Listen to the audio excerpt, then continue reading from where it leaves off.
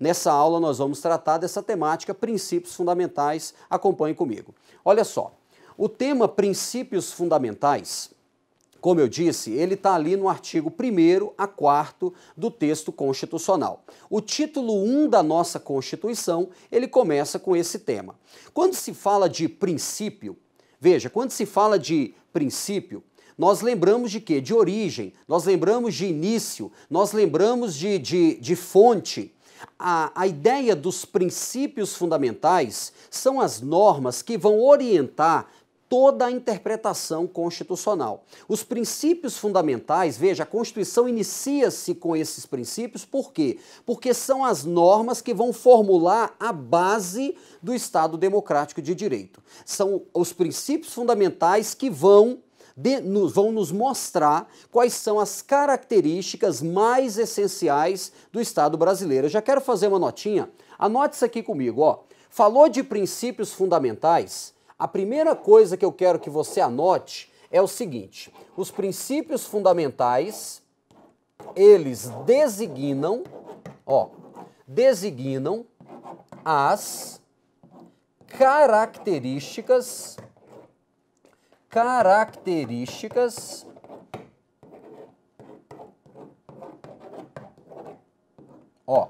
mais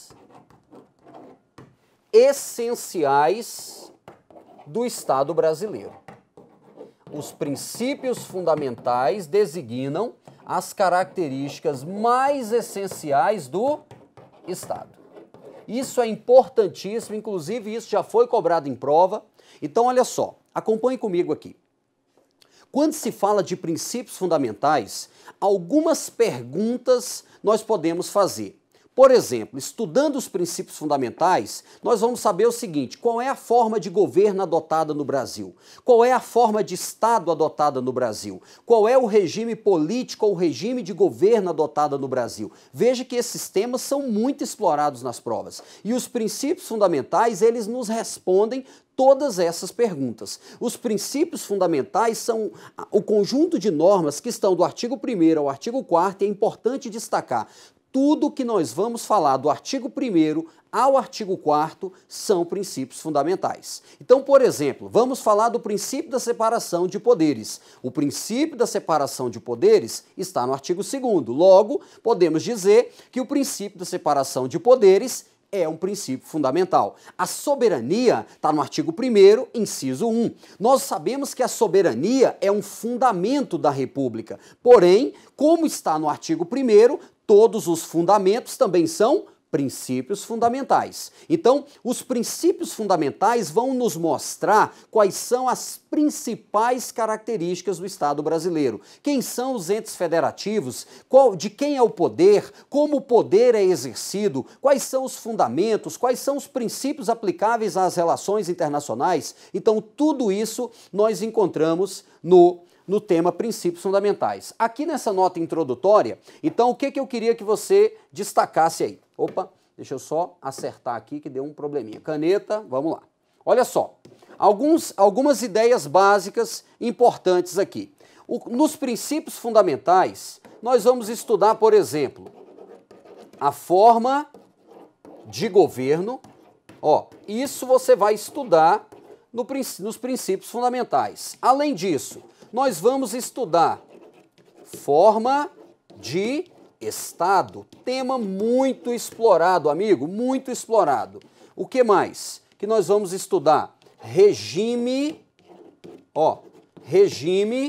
de governo, também chamado de regime político. Além disso, vamos estudar também a ideia do princípio, alguns princípios que nós vamos estudar aqui dentro, princípio democrático, também chamado de princípio da soberania popular. Princípio democrático. Que mais? Vamos estudar o princípio da separação de poderes, princípio da separação de poderes. Tudo isso. O que mais nós vamos estudar aqui dentro? Nós vamos estudar os fundamentos,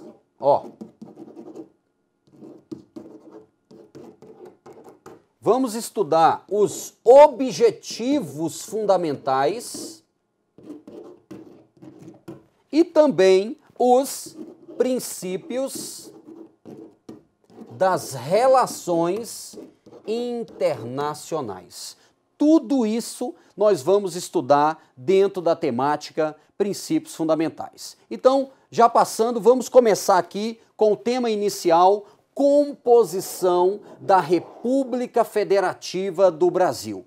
Amigos, falou de composição, vale destacar dois artigos, olha só, o artigo 1º e também o artigo 18. Olha só, pega aí a sua Constituição e acompanha comigo a leitura do artigo 1º. O artigo 1º, ele diz assim: a República Federativa do Brasil, formada pela união indissolúvel dos estados e municípios e do Distrito Federal, constitui-se em Estado democrático de direito e tem como fundamentos a soberania, a cidadania, a dignidade da pessoa humana, os valores sociais do trabalho e da livre iniciativa e o pluralismo político. O que me interessa nessa redação? Me interessa os chamados entes federativos. Olha só, acompanhe comigo. A República Federativa do Brasil, ela é composta por 4 entes federativos, 4 pessoas estatais. Quando nós fazemos a leitura do artigo 1º, nós encontramos 3 deles. Nós encontramos os estados, nós encontramos os municípios e também nós encontramos o Distrito Federal. Então, quando nós fazemos a leitura do artigo 1º, encontramos estados, municípios e Distrito Federal. Só que, quando se fala de composição da República Federativa do Brasil, nós precisamos analisar o artigo 1º e também o 18. Abre aí o artigo 18 comigo e acompanha. O 18 diz o quê? A organização político-administrativa da República Federativa do Brasil compreende a União, os estados, o DF e os municípios, detalhe, todos autônomos nos termos da Constituição. Destaque essa palavrinha, todos autônomos. Então, fazendo a leitura do 18, amigos, nós vamos inserir quem? A União.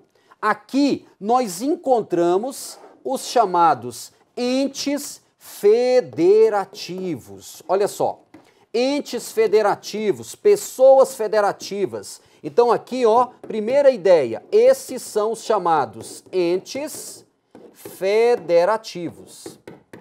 Federativos. Entes federativos. Olha só, acompanhe algumas questões comigo. Percebeu que quando nós fizemos a leitura do artigo 1º, não apareceu a União. Quando nós fizemos a leitura do 18, a União aparece. Olha só, quando se lê o artigo 18, ali está a divisão político-administrativa, ou seja, na divisão funcional de competências, na distribuição de competências, aparecem os 4 entes federativos. No artigo 1º, não aparece a União, por quê? Porque ali é uma acepção territorial. É como se ali nós estivéssemos analisando aqueles que aparecem no nosso mapa. Quando você olha o mapa do Brasil, por exemplo, você não consegue visualizar no mapa a União. Você consegue visualizar estados, você consegue visualizar municípios e você consegue visualizar o DF. A União não. É como se no artigo 18, no artigo 1º, perdão, nós encontrássemos quem? A acepção territorial da República, vale dizer, aqueles que aparecem no território brasileiro. Quando você chega no 18, aí lá você encontra a divisão funcional, a organização político-administrativa, ou seja, o poder político ele foi descentralizado da União para a União, estados, DF e municípios. Quando nós lemos o artigo 1º, lá diz que a organização, que a República Federativa é formada pelos entes federativos e lá diz que é uma união indissolúvel. Indissolúvel significa que eles não podem sair do pacto. Eles não podem, não existe no Brasil chamado direito de secessão. Então fica atento, acompanhe algumas questões aqui dessa análise. Pela leitura do 1º com o 18, nós vimos o quê? Que todos são autônomos. Olha só, todos são autônomos. Fique atento com isso, porque eles adoram dizer que a União é soberana. Não é. Quem detém soberania é o Estado Federal. A soberania é do Estado Federal. A soberania é da República. Inclusive, é importante você anotar que a República Federativa do Brasil é uma pessoa jurídica, anote aí, de direito público, anote aí, internacional. Isso é bastante explorado em prova, hein? A pessoa, a República Federativa do Brasil é pessoa jurídica de direito público e internacional. Significa o quê? Significa que é ela que aparece nas relações internacionais. Inclusive, quem representa a República Federativa do Brasil no plano internacional é o presidente da República na condição de chefe de Estado.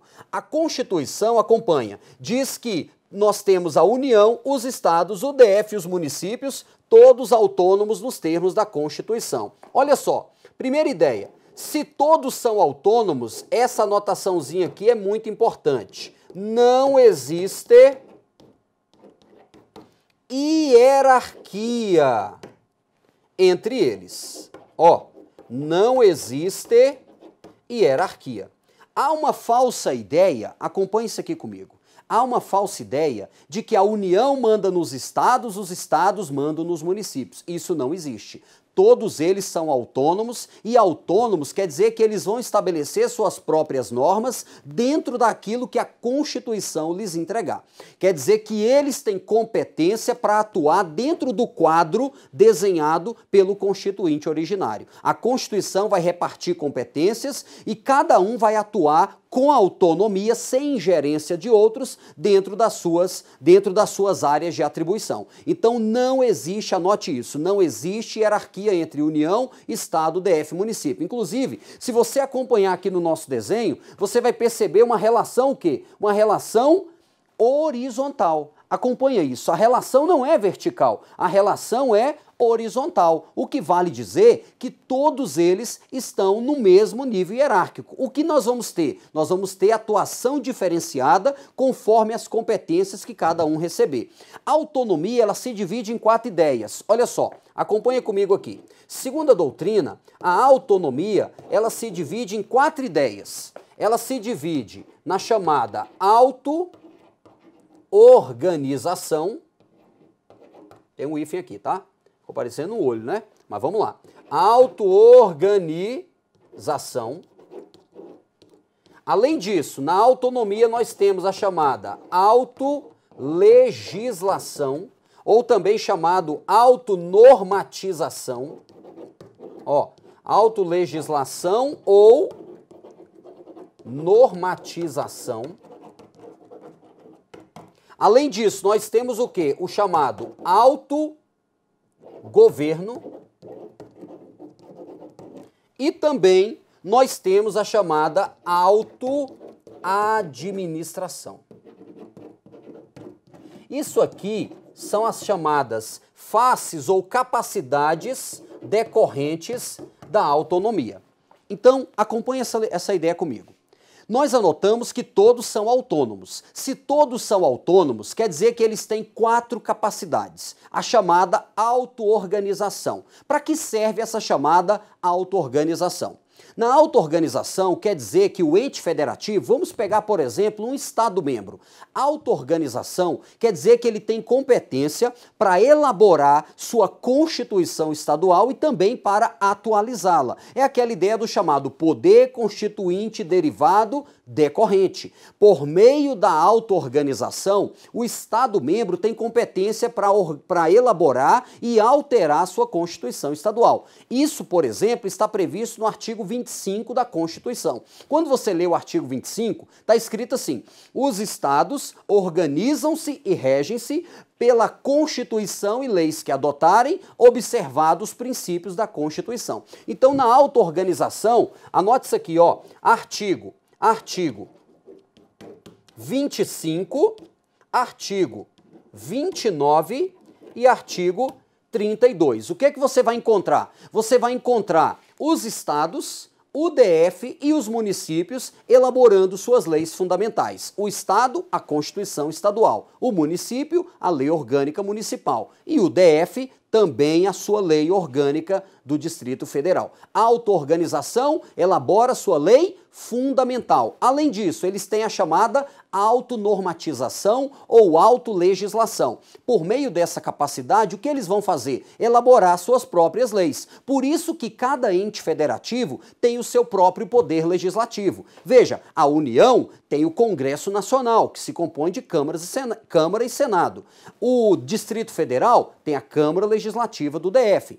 Os municípios, Câmara de Vereadores. E os estados, Assembleias Legislativas. Autonormatização ou autolegislação, todos eles possuem a capacidade de elaborar suas próprias leis dentro daquilo que a Constituição lhes entregar. Além disso, eles têm o quê? O autogoverno. Por meio do autogoverno, eles têm competência para organizar os seus poderes, para eleger os seus governantes, para eleger os seus deputados. Então, quando, por exemplo, o Estado-membro organiza a sua governadoria, organiza suas secretarias, quando o Estado-membro elege o seu próprio governador, os seus deputados estaduais, ele está no exercício de uma parcela da capacidade de autonomia chamada autogoverno. Além disso, eles têm a chamada autoadministração. Por meio da autoadministração, eles têm capacidade de quê? De prestar serviços públicos próprios, de organizar-se administrativamente.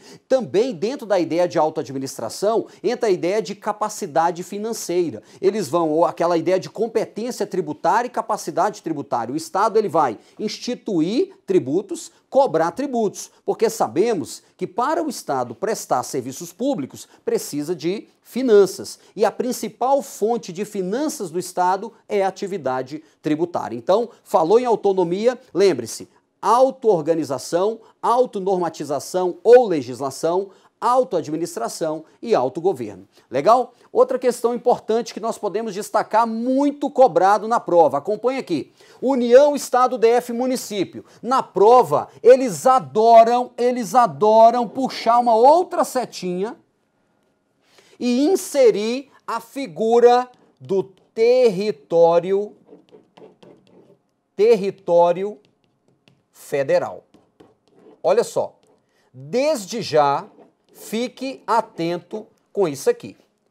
Eles adoram inserir o território federal dentro do nosso pacto federativo. Veja bem, quando você faz a leitura do artigo 18, parágrafo 2º, 18, parágrafo 2º, lá diz que os territórios integram a União e serão criados por lei complementar da União. Território federal não é ente federativo. Território federal, segundo a doutrina, ele tem a natureza jurídica de uma autarquia territorial da União. Vale dizer, é uma descentralização da União. Assim como o Banco Central é uma autarquia, o INSS é uma autarquia, as agências reguladoras também, o território federal, se criado, hoje nós não temos, mas podem ser criados pela União por meio de lei complementar. Se for criado um território federal, fique atento, ele não aumenta o nosso desenho federativo, ou seja, ele não é entidade federativa. Território federal, inseriu na nossa lista, está totalmente errado. Então, para nós fecharmos essa ideia, o que é que nós temos? Na composição eu tenho União, Estados, DF, municípios, todos juntos formam a República. Vimos que a República é pessoa jurídica de direito público internacional. Detalhe, amigos, os entes federativos, anote isso aí, ó. Os entes federativos são pessoas jurídicas de direito público interno. Olha só, enquanto que a República Federativa, o todo, é pessoa de direito internacional, os entes federativos são pessoa jurídica de direito público interno. Então guarde isso. Outra questão importante que nós vimos, não há hierarquia entre os entes federativos. Vimos que todos possuem autonomia. A soberania nós vamos falar dela pouco mais à frente, ela é do Estado Federal, é do todo. Vimos que a autonomia se divide em 4 ideias: auto-organização, auto-legislação, autogoverno e auto-administração. Essas são as principais ideias. E por fim, inserir o território federal, você vai riscar. Inserir o território federal, você tira. Então aqui nós fechamos esse primeiro ponto sobre a composição da República Federativa do Brasil. Vamos seguindo ainda na temática dos princípios fundamentais. Acompanhe comigo. Agora nós vamos falar da temática formas de governo. Olha só, quando você faz a leitura aí do artigo 1º, nós sabemos que o artigo 1º começa com a redação: a República.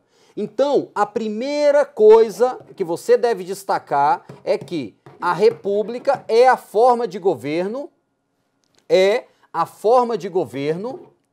adotada no Brasil. Então, a primeira ideia a pergunta é: qual é a forma de governo adotada no Brasil? Você responde: é a República. A República quer dizer a coisa do povo, a res pública. Ó, República, esse acento sai, significa coisa do povo.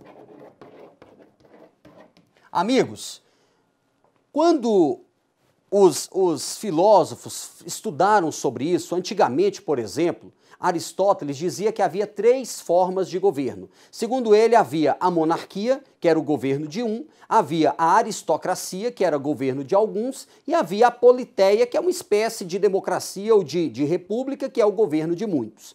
Com a obra de Maquiavel, com a obra O Príncipe, Maquiavel veio e diz assim: todos os estados ou são repúblicas ou são principados. Então, a partir da obra de Maquiavel, passou-se a adotar essa ideia de 2 formas de governo, ou a república ou a monarquia. O Brasil adota a república. Sabemos que já fomos uma monarquia, mas adotamos a república desde o século XIX, desde 1889, nós adotamos a república como forma de governo. Quais são as principais características da república? Acompanhe comigo. Primeiro, a república tem característica a eletividade. Por que a eletividade? Olha só, a república, a forma de governo, melhor dizendo, ela vai nos demonstrar, por exemplo, como um governante chega ao poder. A pergunta seria: como o presidente chega ao poder? Como um deputado, como um governador chega ao poder? Nós sabemos que eles chegam ao poder por meio de eleições. Daí dizer que uma das características da República é a eletividade. Quando um presidente é eleito, ele é eleito agora para mandato vitalício, ad eterno? Sabemos que não. Sabemos que os mandatos são temporários, até mesmo porque o voto ele é periódico, o que pressupõe eleições de tempos em tempos. Então, a segunda característica da República é mandatos temporários ou temporariedade dos mandatos. Como a república é a coisa do povo, em tese, todas as pessoas que tenham as condições mínimas previstas em lei podem disputar, podem almejar, podem aspirar chegar ao governo. Veja, para ser presidente do Brasil, por exemplo, não necessariamente a pessoa precisa ser um pós-doutor, um mestre, um doutor em alguma matéria, em alguma área do conhecimento. Não necessariamente tem que ser de uma família rica, não necessariamente precisa ter uma cor específica, nada disso. Em tese, todas as pessoas que têm as condições mínimas previstas na Constituição, por exemplo, seja brasileiro nato, maior de 35 anos, no gozo de direitos políticos, registrado por partido político, em tese, todas as pessoas que tenham essas características mínimas podem disputar, por exemplo, a presidência da República. Então, nós podemos afirmar que na República também nós temos a característica da igualdade formal. Ou seja, em tese, na República,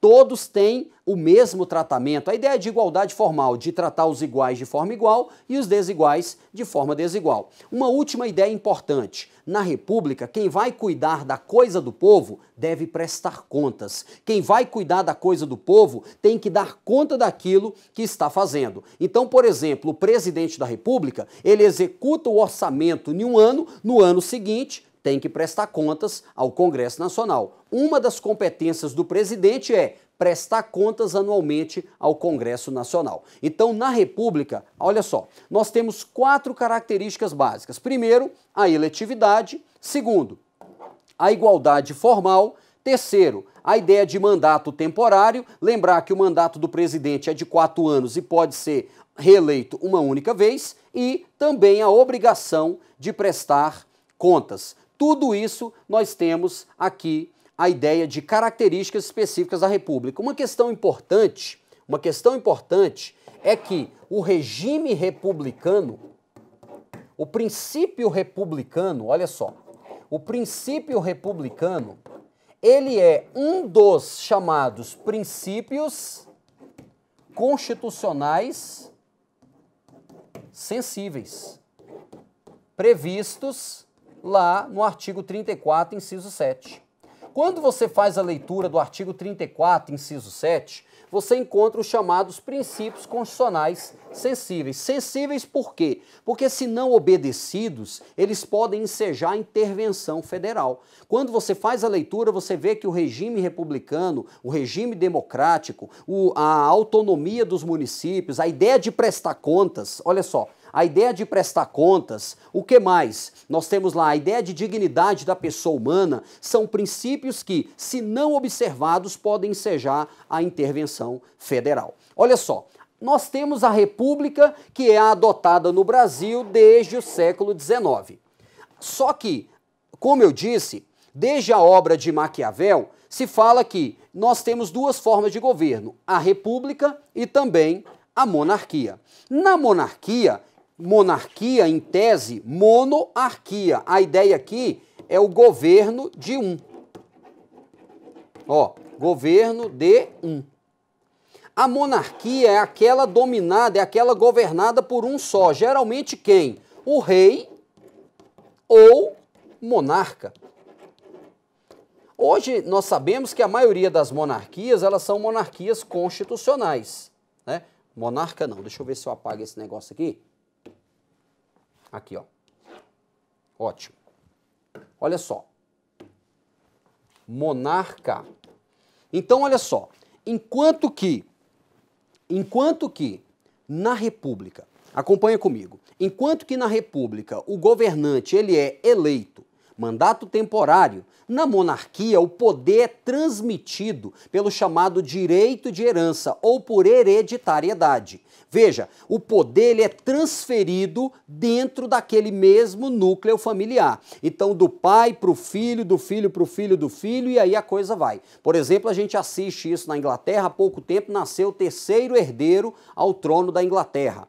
Então, o que é que nós temos? Na monarquia, que é o governo de um, não há eleição em regra para rei. O rei ele assume o poder como? Por essa ideia de hereditariedade. Além disso, não há mandato específico, mandato temporário. Via de regra, o rei assume o poder para mandatos vitalícios, para investiduras vitalícias. E o rei sai do poder quando? Quando há uma revolução e o derruba do poder, quando ele abdica do trono ou quando ele morre. E aí nós temos a ideia de o poder sendo transferido. Então, fechando essa ideia, forma de governo adotada no Brasil, república. Além da república, nós temos como contraponto a ideia da monarquia. Tá certo? Então a gente termina essa aula por aqui. Na aula seguinte, continuamos com a temática Princípios Fundamentais. Te aguardo. Até lá. Um abraço.